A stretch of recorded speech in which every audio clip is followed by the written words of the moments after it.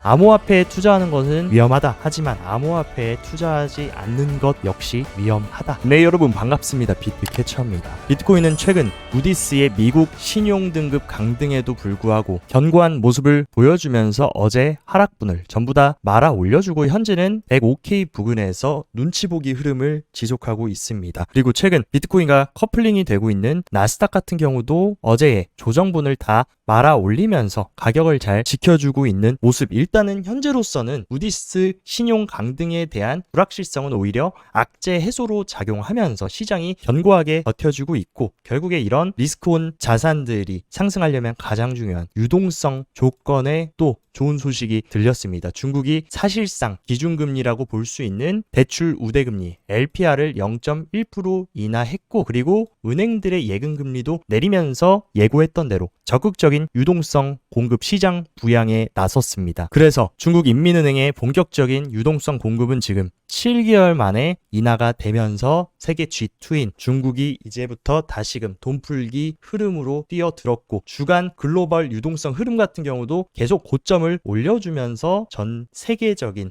유동성이 확대가 되고 있는 상황입니다. 하지만 가장 중요한 미국 같은 경우는 아직도 미국의 핵심 총재 윌리엄스와 보스틱 모두 적어도 6월이나 7월은 돼야 경제 상황 파악 가능하고, 그때 돼서야 금리 인하를 할지 말지 고려할 수 있다. 그리고 심지어 보스틱 같은 경우는 더욱더 매파적으로 관세 불확실성 남아있기 때문에 올해 금리 인하 1회만 할 수도 있어라는 발언을 했습니다. 이러한 흐름과 최근 견고한 경제지표 발표에 따라서 6월과 7월 FOMC 모두 금리가 동결되는 확률이 지금 압도적인 상황이고, 본격적인 인하는 9월달 FOMC부터 될 가능성이 크다라고 지금 시장이 전망하고 있습니다. 당연히 금리를 내려주면 유동성에 가장 민감한 자산 비트코인에겐 엄청난 호재가 될 수 있다. 하지만 이런 식으로 금리 인하가 불확실성이 커지고 계속 미뤄지고 있는데도 비트코인이 역사적 신고점을 코앞에 두고 있다라는 거. 그렇다면 본격적으로 올해 9월부터 금리를 계속해서 내리는 사이클로 들어갔을 때는 얼마나 더 강한 상승 동력을 얻겠습니까? 그 부분을 여러분들이 보셔야 됩니다. 금리를 동결하는데도 지금 비트코인이 가격을 잘 지키면서 역사적 신고점을 코앞에 두고 있다는 거. 그만큼 지금 비트코인이 강력하다라는 것을 저는 방증한다라고 생각합니다. 그리고 전 세계의 가장 큰 지정학적인 불안이었던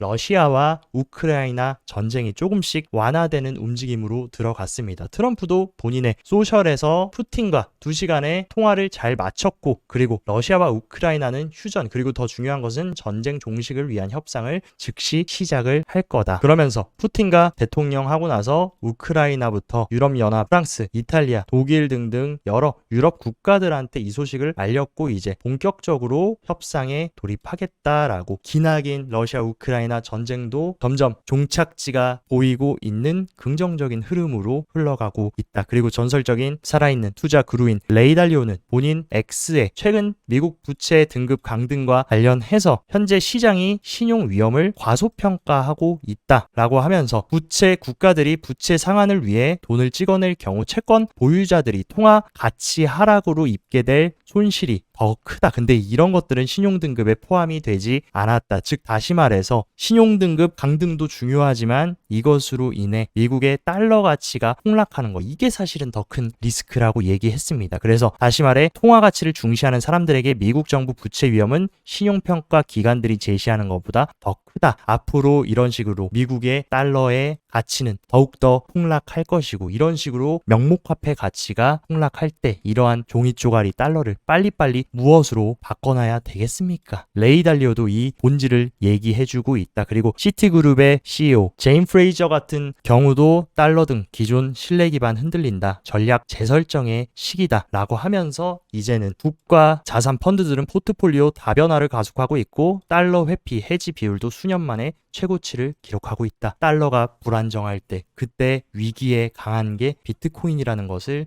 미국 최대의 은행 CEO 또한 간접적으로 얘기를 해주고 있는 상황입니다. 그래서 전 바이낸스 CEO 창펑 자오는 굉장히 역설적이고 재밌는 풍자를 했는데, 암호화폐에 투자하는 것은 위험하다. 하지만 암호화폐에 투자하지 않는 것 역시 위험하다. 그 어느 때보다 중요한 해칭 자산이라는 것을 또다시 한번 상기시켜준 발언이라고 생각합니다.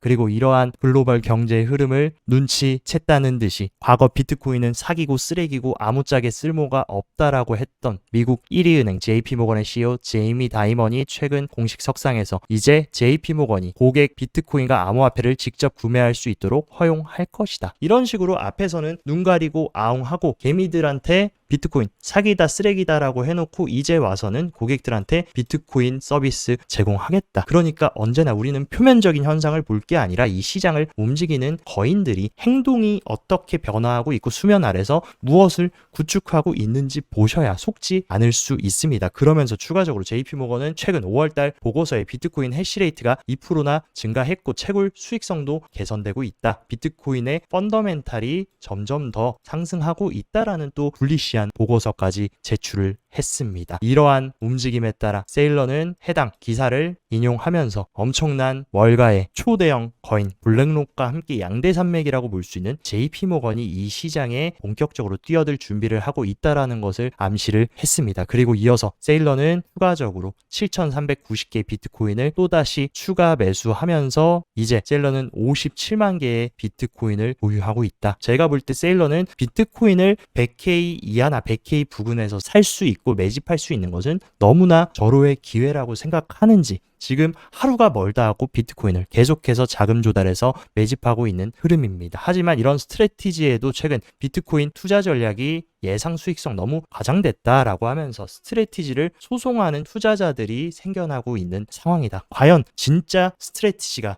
이런 식으로 계속 자금 조달해서 비트코인 매집하고 향후에 이 공격적인 전략이 대성공이 될지 실패할지 그 부분은 지켜봐야겠지만 이런 식으로 수익성이 과장됐다라는 걸로 큰 기업이 문제가 됐던 경우는 사실 많지 않았습니다. 그렇기 때문에 이것 또한 그저 해프닝으로 지나갈 가능성이 굉장히 크다라고 생각합니다. 하지만 비트코인은 지금 세일러만 사고 있는 게 아니라 가장 중요한 수요 단인 비트코인 현물 ETF 유입량을 보셔야 된다. 어제 같은 경우도 6억 달러에 달하는 어마어마한 비트코인 현물 ETF로의 유입이 들어왔고 지속적으로 4일 연속으로 세 자릿대의 유입이 들어오고 있다라는 거. 그리고 비트코인 현물 ETF 유입을 이런 식으로 적극적으로 하고 있는 것 또한 기관 투자자들이라는 것을 우리가 알아야 됩니다. 그리고 실제로 올해의 ETF 흐름만 보더라도 대표적인 금 현물 ETF GLD의 유입에 비해서 블랙록의 비트코인 현물 ETF IBIT의 유입량이 2배가 넘는 수준으로 지금 유입이 됐다. 즉 기존의 전통 금보다 디지털 금에 대한 수요가 훨씬 더 많아지고 있다라는 것을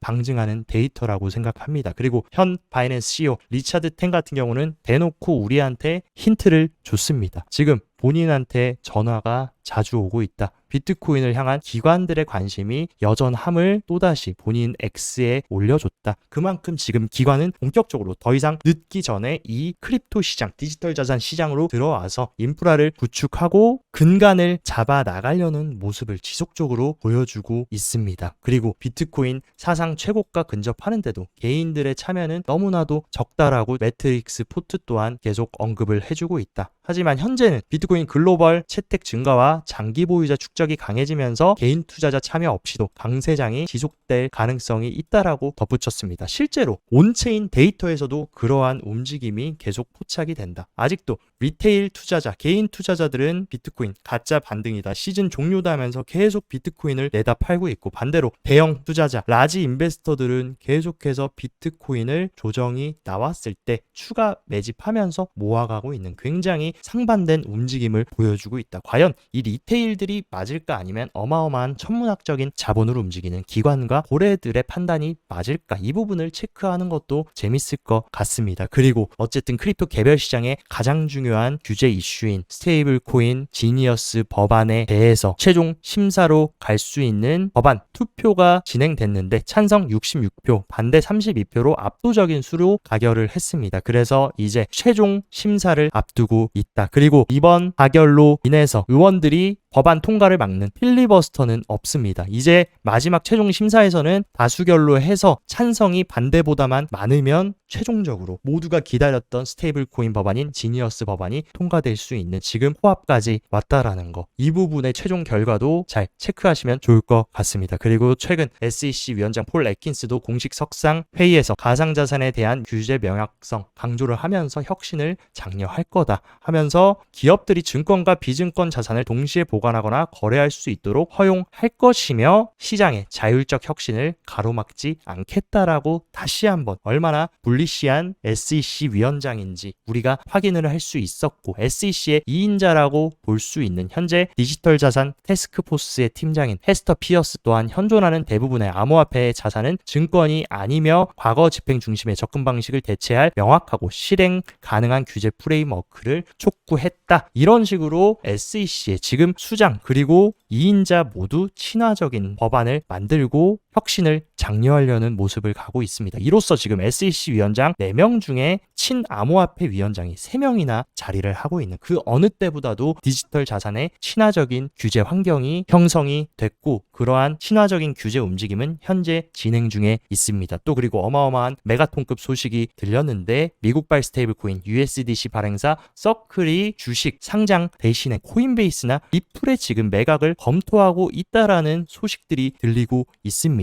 제가 봤을 때 당연히 서클과 가장 밀접한 매각을 하더라도 코인베이스가 인수를 할 가능성이 조금 더 크다라고 보고 있지만 만약에 반전으로 서클이 리플에게 매각을 한다라고 하면 리플에게는 어마어마한 호재로 작용할 수 있다. 그리고 실제로 리플 같은 경우는 지금 RLUSD를 통해서 스테이블 코인 사업을 적극적으로 하고 있기 때문에 여기에 USDC까지 포함된다라고 하면 스테이블 코인 시장의 리플의 독점적인 분위기가 형성될 수도 있고 최근 또 서클은 어떤 것을 출시했습니까? 서클 페이먼트 네트워크 CPN을 본격적으로 출시를 했고 스테이블 코인 기반의 지금 국경 간 결제 기관들을 연결해서 글로벌 자금을 조달하는 새로운 지금 페이먼트 시스템까지 내면서 전 세계로의 USDC 확장을 지금 가속화해 나가고 있다. 그리고 현재 이 서클의 프로젝트 핵심 도이치방크부터 산탄데르 소사이어티 제네럴 그리고 스탠다드 차타드까지 이런 전통 초대형 금융들까지 서클 페이먼트 네트워크를 백킹하고 있는 만큼 이런 것들을 만약에 리플이 인수한다라고 하면 어마어마한 지금 시장의 중요한 이슈가 될 것으로 저는 보고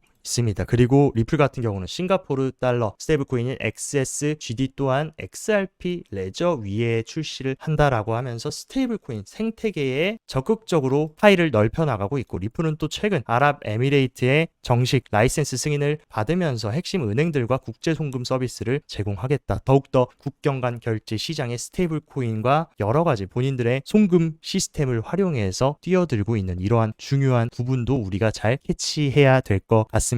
그리고 솔라나에 이어서 새로운 알트코인 선물 상품이 CME 거래소에 출시가 됐습니다. 그래서 리플 XRP 또한 본격적으로 CME 거래소에 선물 상장이 됐고 CME 거래소에 상장됐다라는 거 더 많은 기관들의 접근성을 향상시키고 확장성을 가져갈 수 있는 중요한 소식이라고 볼 수 있습니다. 그리고 체인링크 CCIP의 솔라나 메인넷이 출시가 되면서 솔라나 또한 더욱더 많은 상호 운영성 강화와 접근성을 확대를 시키고 있고 이제 본격적으로 솔라나와 여러 가지 이더리움을 포함한 핵심적인 생태계들이 CCIP를 통해서 상호 운용성이 구축이 될 거고 더욱더 솔라나의 디파이 생태계가 강화될 수 있는 그런 근간을 지금 구축을 하고 있는 상황입니다. 그리고 솔라나 같은 경우도 조정을 끝내고 다시 고개를 들어주고 또한 솔라나의 지갑 수 또한 올타임 하이를 갱신하면서 솔라나의 신규 지갑이 계속 생성되고 있다라는 거 이런 식으로 핵심 메이저 알트들도 분위기가 살아나고 있는 모습을 보여주고 있습니다. 몇 가지 온체인 데이터 흐름도 체크를 해보자면 핵심적으로 10개 이상에서 10,000개의 비트코인을 보유하고 있는 상어부터 고래들은 지금 적극적인 축적세에 가담하고 있다. 확실히 개인 리테일들과는 완전히 다른 모습을 상어와 고래들이 보여주고 있고 그리고 크립토 시장의 유동성이라고 볼 수 있는 스테이블 코인 전체 시총 같은 경우도 계속해서 올타임 하이를 갱신하면서 어마어마한 스테이블 코인이 시장으로 유입이 되고 있습니다. 그런데도 불구하고 아직 비트코인은 역사적 신고점도 갱신을 하지 못했다. 그리고 비트코인 펀더멘탈 인덱스를 체크해보면 펀더멘탈 인덱스는 아직까지 이런 중립 구간에 위치를 해 있고 본격적으로 큰 상승이 나오려면 이 인덱스 상단을 돌파를 해줘야 되는데 현재 한 가지 다행인 부분은 비트코인 가격이 이런 식으로 약보합 횡보를 하는데도 계속해서 펀더멘탈 인덱스 저점을 올리고 있다라는 거. 그만큼 지금 비트코인이 펀더멘탈이 강화되고 있고 하방 경직성이 강하다라는 것을 우리가 체크를 할 수 있습니다. 그리고 비트코인 단기 트레이딩 하시는 분들 위해서 차트 흐름도 일단 체크를 해보자면 어제 이런 식으로 큰 폭의 되돌림이 나왔지만 다시금 어마어마한 거래량을